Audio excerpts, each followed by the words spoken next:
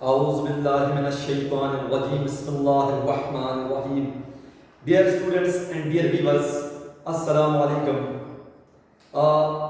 जिस तरह पिछले लेक्चर के अंदर, पिछले वीडियो के अंदर मैंने आपके साथ addition law of probability when events are mutually exclusive, two events A and B, when events are mutually exclusive and when events are non mutually exclusive, हमने डिस्कस किए दो इवेंट्स।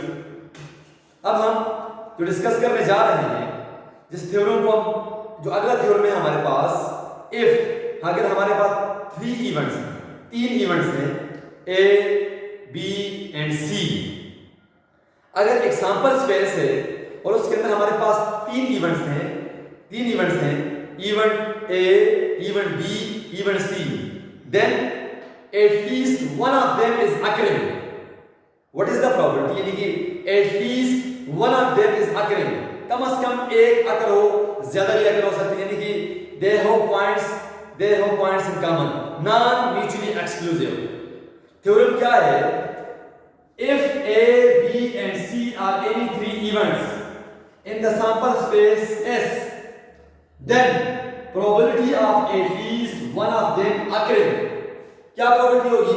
प्रोबेबिलिटी ऑफ ए या B या C बराबर है probability of A plus probability of B plus probability of C minus probability of A intersection B minus probability of A intersection C minus probability of B intersection C plus probability of A intersection B intersection C. एक theorem है। अब हम इस theorem को क्या करेंगे? Prove करेंगे। When we have three events in the sample space S, now what is the probability of at least one of them is occurring? ये इसको प्रोबेबिलिटी फाइंड करने का ये थ्योरम है। अच्छा जी, अब हम क्या करते हैं? इसको प्रूव करते हैं। क्या करते हैं? प्रूव करते हैं। प्रूव में क्या होगा? प्रूव में हमारे पास क्या होगा? लेट्स से हम देखते हैं A union B union C बराबर है A union B union C.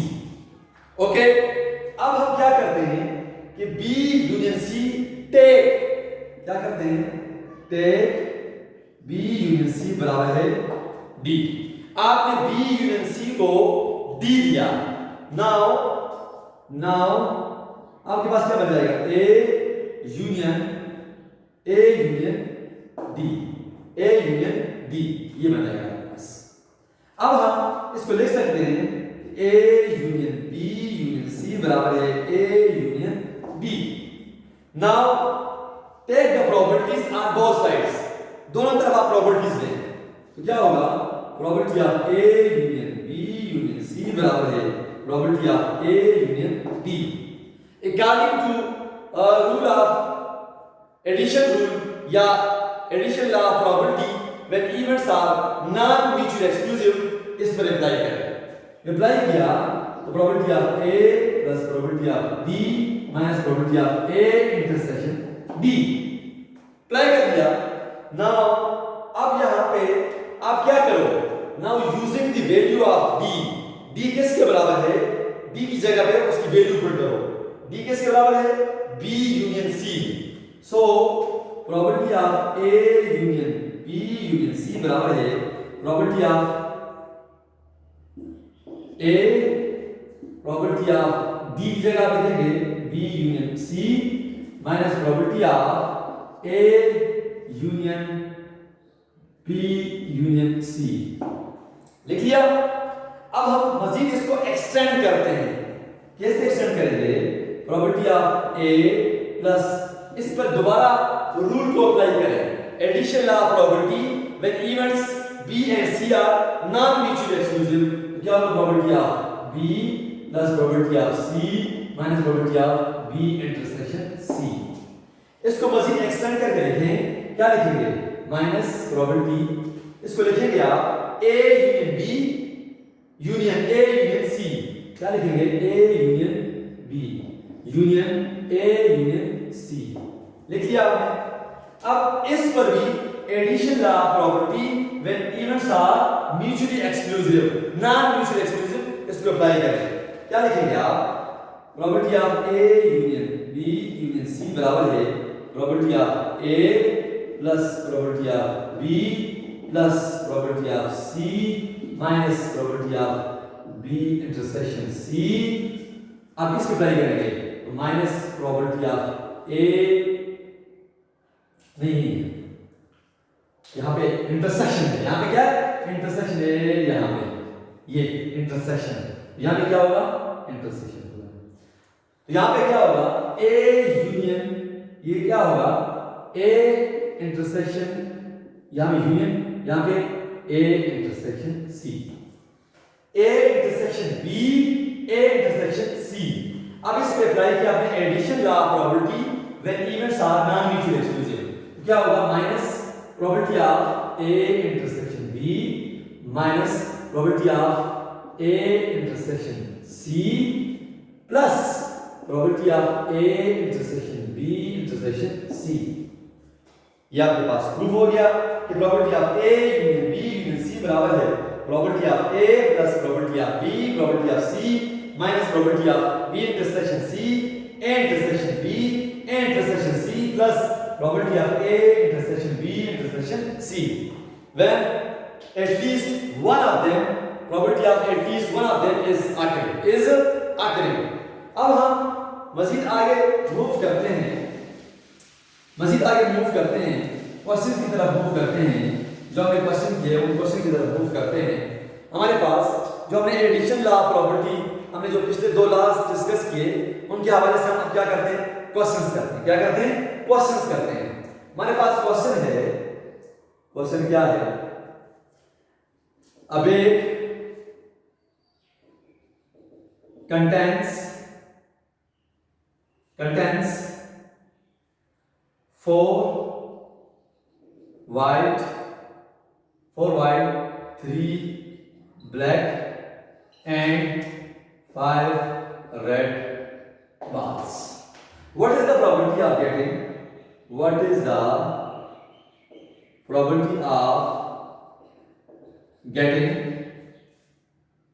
a white or red ball, getting a white or red ball at random in a sample,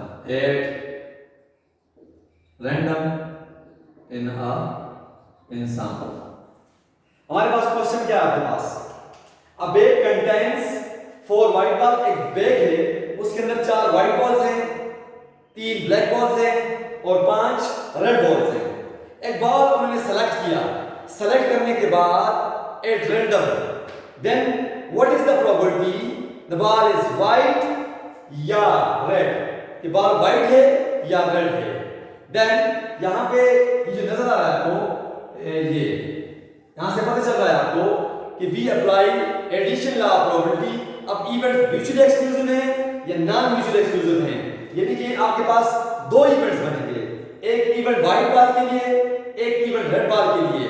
उनके सैंपल पॉइंट्स इनके दरमियान अगर कॉमन हुए तो देन नॉन म्यूचुअली एक्सक्लूसिव, अगर common ना हुए देन म्यूचुअली एक्सक्लूसिव। तो क्या करेगा solution, first of all we need to find the total number of outcomes, total number of sample points in the sample space। ns बराबर है हमारे पास total कितने बाल्स हैं, 4 3 7 7 5 12 12c1। तो हमारे पास 12 sample points in the sample space। Let अगला जिस चीज की प्रॉपर्टी पूछी गई है उनके लिए इवेंट्स डिफाइन करें। Let A B event for white ball, the ball is white, अब क्या होंगे number of sample points in A, number of sample points in A क्या होगा, कितने व्हाइट है 4, तो 4c1, तो आपके पास सैंपल पॉइंट्स इन ए 4। अब हमारे पास इसकी प्रॉपर्टी क्या होगी, property of A sample points in A, sample points in S 4/12 according to definition of probability जो पीछे हमने डिस्कस किया। let B denote the event for red ball कि बॉल जो है वो रेड है। तो number of sample points in B, अब रेड कितने हैं आपके पास? 5 सी 1 तो 5 sample points in event B कितने हुए? 5। So probability of B, number of sample points in B, number of sample points in sample space क्या हो जाएगा? 5/12, 5/12। अब देखें हमारे पास ये व्हाइट है, ये रेड है, सो हमारे पास A इंटरसेक्शन B बराबर है 5 कि देयर कोई कॉमन पॉइंट्स नहीं है, sample there are no common sample points in event A and event B, red and white. So we apply the addition law of probability when events are mutually exclusive. क्या लिखेंगे आप? The probability of white or red बराबर है probability of white plus probability of red. अब white क्या है? A, red क्या है? B. तो probability of A union B, probability of A plus probability of B. तो probability of A आपने फाइंड किया है 4/12, probability of B भी आपने फाइंड की है 5/12, ये हो जाएगा आपके पास 9/12. 9/12 is the probability of getting a white or red ball from 12 balls. आपके पास आपने बाल निकाला और उसने आगे से प्रोबेबिलिटी मांगी कि क्या चांसेस हैं, क्या प्रोबेबिलिटी है कि जो बाल आपने निकाला है वो व्हाइट है या रेड है. So the required probability is 9/12 for white और रेड बॉल, फॉर व्हाइट और रेड बॉल. ओके, अब हम नेक्स्ट क्वेश्चन की तरफ मूव करते हैं. हमारे पास जो नेक्स्ट क्वेश्चन है वो क्या है? आपके पास नेक्स्ट क्वेश्चन आपके पास क्या है? दूसरा क्वेश्चन है आपके पास, what is the probability, what is the probability of getting a total of 7 or 11 when a pair of dice is thrown. क्या चांसेस है, क्या प्रोबेबिलिटी है जब आप दो डाइसेस को रोल करते हैं, रोल करने के बाद दो डाइस को रोल किया, रोल करने के बाद क्या चांसेस है कि अ टोटल ऑफ 7 या 11 के आने के क्या चांसेस है? यानी कि आपके पास सॉल्यूशन क्या होगा? सॉल्यूशन आपके पास first of all we need to find the total number of outcomes in the sample space. First of all हमने एक डाइस को रोल किया 6 आउटकम्स, दूसरे डाइस को रोल किया 6 आउटकम्स, दोनों टुगेदर तो 6 multiplied by 6, there are 36 sample points in the sample space when 2 dice are rolled. क्या होगा? number of sample points is S, 6 multiplied by 6, 36. क्या होगा? 1 1 up to 6 6. ये सैंपल पॉइंट्स कहां से स्टार्ट होंगे? 1 1 से स्टार्ट होंगे, 6 6 पे खत्म होंगे. कितने सैंपल पॉइंट्स होंगे?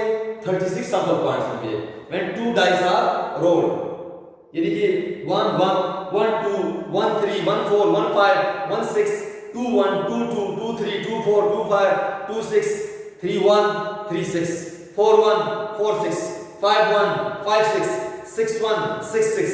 These are the total 36 sample points in the sample space S. अब हमें दो इवेंट्स डिफाइन करने हैं. एक इवेंट है टोटल ऑफ 7 के लिए, एक इवेंट है टोटल ऑफ 11 के लिए. Let A for total 7. अब हमारे पास इसका मतलब क्या है कि हमने एक इवेंट डिफाइन किया A, किस में से? इस सैंपल स्पेस में से. वो सैंपल पॉइंट्स जिनका टोटल 7 बनता है, वो सैंपल पॉइंट्स आप निकाल लें. वो कितने सैंपल पॉइंट्स बनते हैं?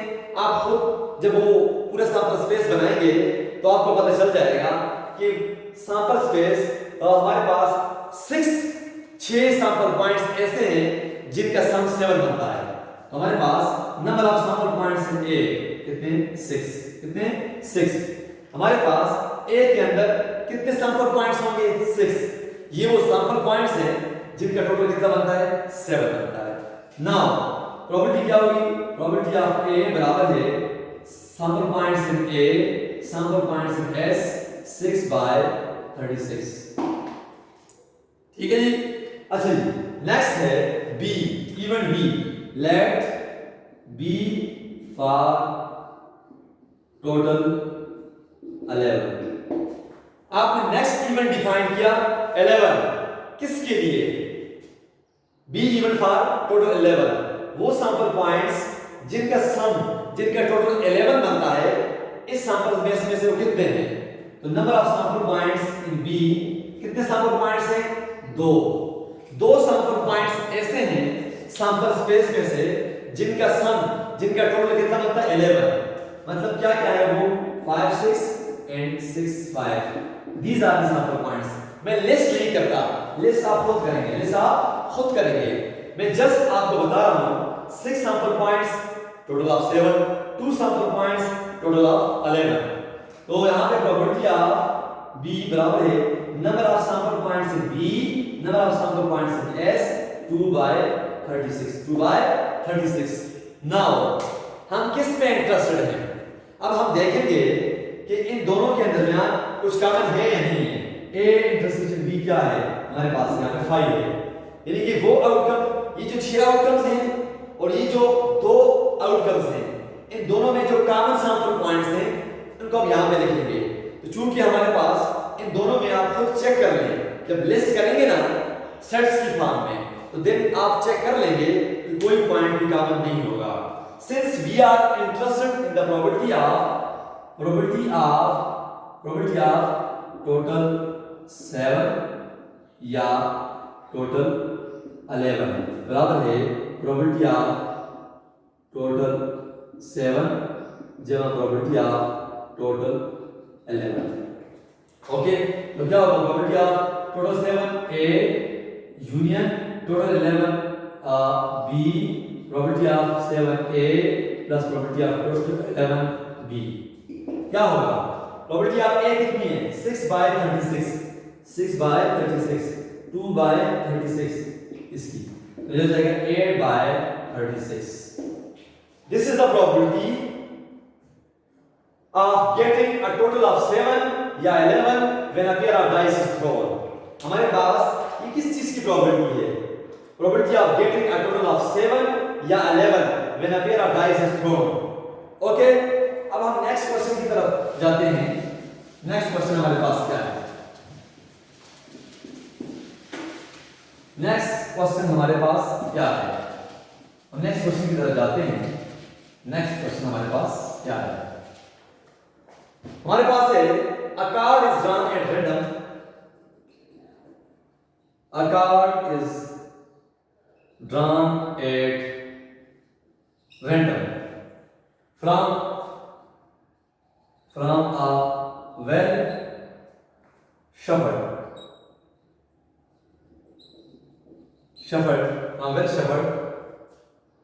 pack of 52 cards।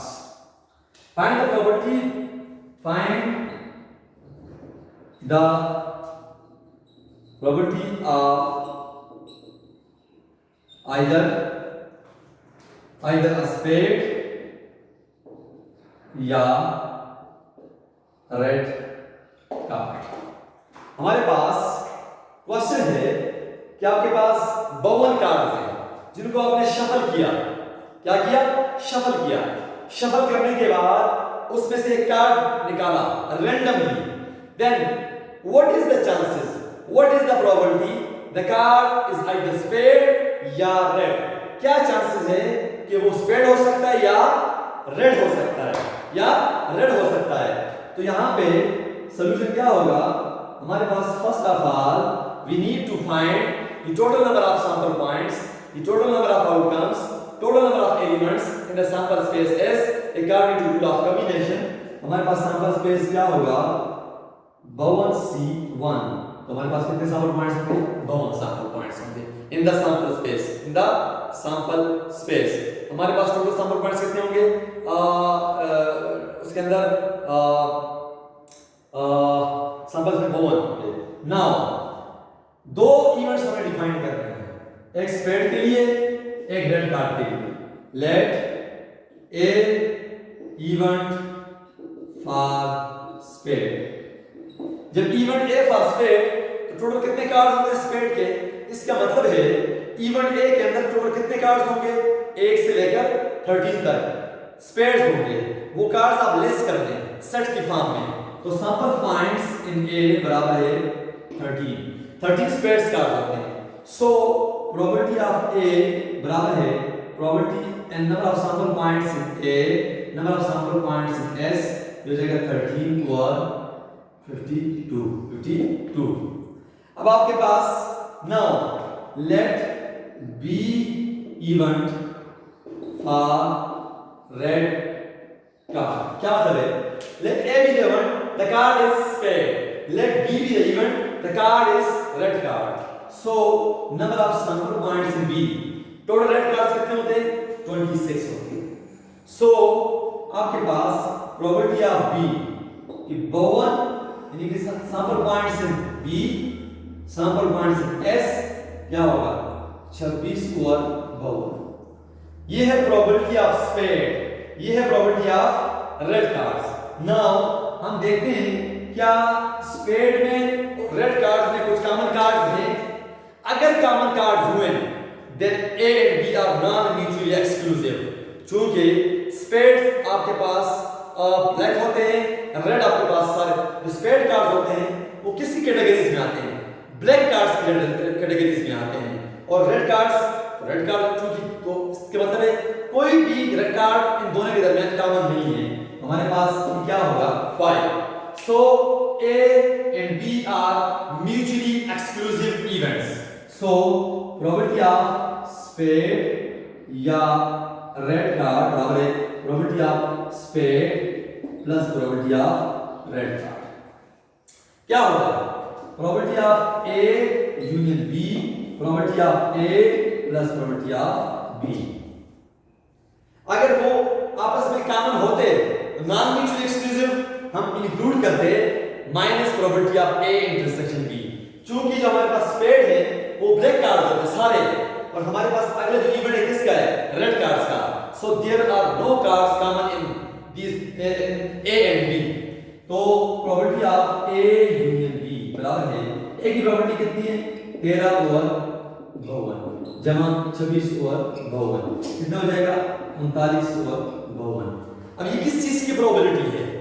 This is the probability of either a spade card या रेड कार्ड।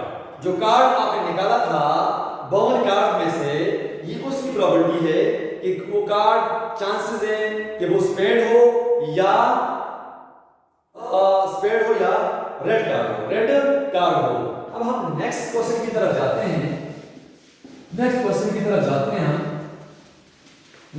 हमारे पास क्या है? नेक्स्ट क्वेश्चन की तरफ जाते हैं हम। हमारे पास नेक्स्ट क्वेश्चन क्या है? 3 काइंस आर टास्क। क्वेश्चन क्या है? 3 coins are tossed. What is the probability? What is the probability of getting exactly 2 heads या at least 1 head? At least 1 head. अच्छा जी, हमने 3 काइंस को टास्क किया। कितने काइंस को टास्क किया? 3 काइंस को हमने टास्क किया। 3 काइंस हमने 3 काइंस को टास्क किया। 3 काइंस को टास्क करने के बाद हमारे पास जो टोटल आउटकम्स बनते हैं यहाँ पे बता भी दूं आपको। हमारे पास क्या बनेंगे कि हमारे पास टोटल आउटकम्स बनेंगे 8। सॉल्यूशन क्या होगा? सॉल्यूशन क्या होगा? We need to find first of all the total number of outcomes in the sample space S when 3 kinds are tasked. जब 3 काइंड्स को टास्क किया कितने आउटकम्स बन सकते हैं? हमारे पास 2 multiply by 2 multiply by 2 8। According to rule of multiplication an operation is performed in two ways and altogether 8 ways। now हमारे पास दो इवेंट डिफाइन करने हैं इस सैंपल स्पेस के अंदर से। एक इवेंट एग्जैक्टली 2 हेड्स, एक इवेंट एटलीस्ट 1 हेड। यानी कि we have defined 2 events here for exactly 2 heads and at least 1 head।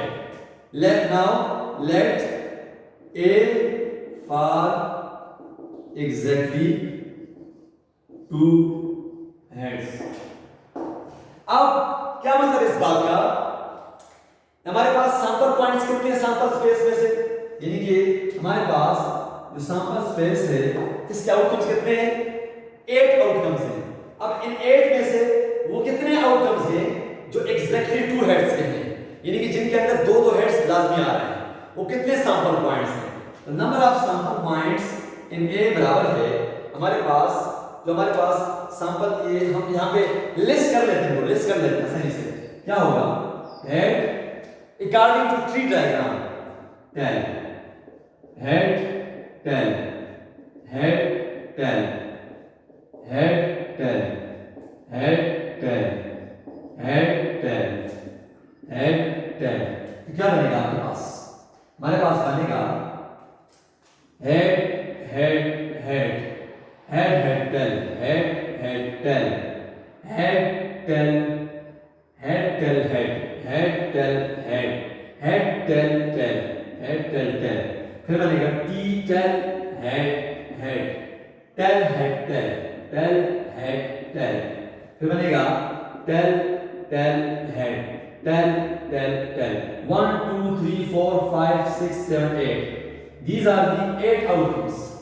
अब हमारे पास जो सैंपल पॉइंट्स बनते हैं एग्जैक्टली 2 हेड्स के, 1 2 3 3 सैंपल पॉइंट्स, 3 सैंपल पॉइंट्स। वो कौन कौन से हैं?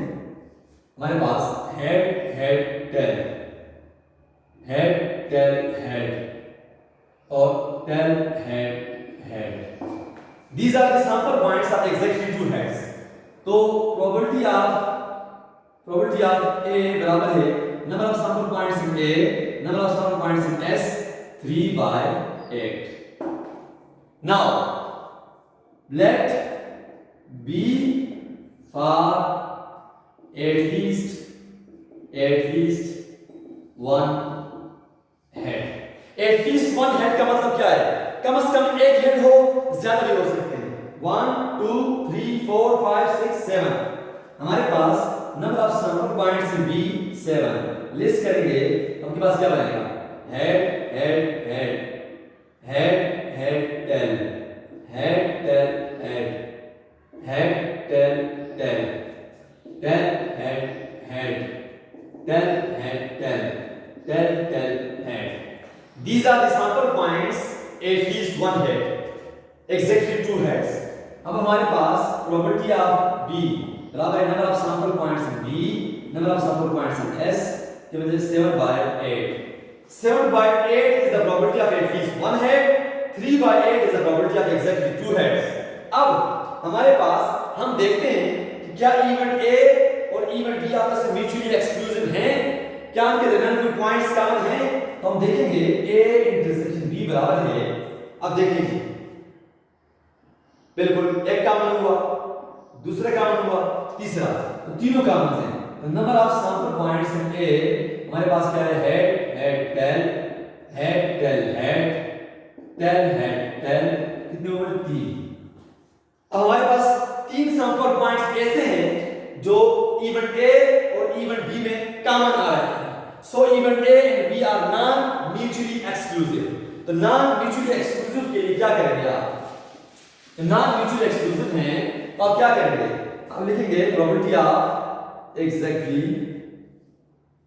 2 हेड्स या एटलीस्ट 1 हेड बराबर है probability of exactly plus probability of at least minus probability of exactly and at least probability of exactly two heads या at least one head बराबर है probability of exactly two heads plus probability of at least one head minus probability of exactly two heads and at least one head. क्या लिखेंगे इसको symbolize करते हैं a unit b बराबर है a plus b minus probability of a intersection b. अब यहाँ पे इंटरसेक्शन वाली प्रोबेबिलिटी में फाइंड नहीं की तो क्या होगा probability of a intersection b बराबर है number of sample points in a intersection b sample points in s. क्या होगा ये कितने 3/8. 3/8 is the probability of a intersection b because number of sample points in a intersection b are 3, total sample points in sample space are 8. 3/8. So using the values probability of a 3/8 7/8 minus 3/8 तो बन जाएगा 7/8. 7/8 is the probability of exactly two heads या at least one head. जब हम 3 times को toss करेंगे then we get the probability 7/8 for exactly two heads या at least one head या at least one head. अब यहाँ पे हमने इसको बड़े डिटेल के साथ डिस्कस किए क्वेश्चंस को हम मजीद इंशाल्लाह नेक्स्ट वीडियो के अंदर 3 इवेंट्स के साथ आएंगे और 2 इवेंट्स के साथ भी आएंगे कंप्लीट क्वेश्चंस करेंगे इंशाल्लाह. तो तब तक के लिए मैं इजाजत चाहूंगा. अल्लाह हाफिज.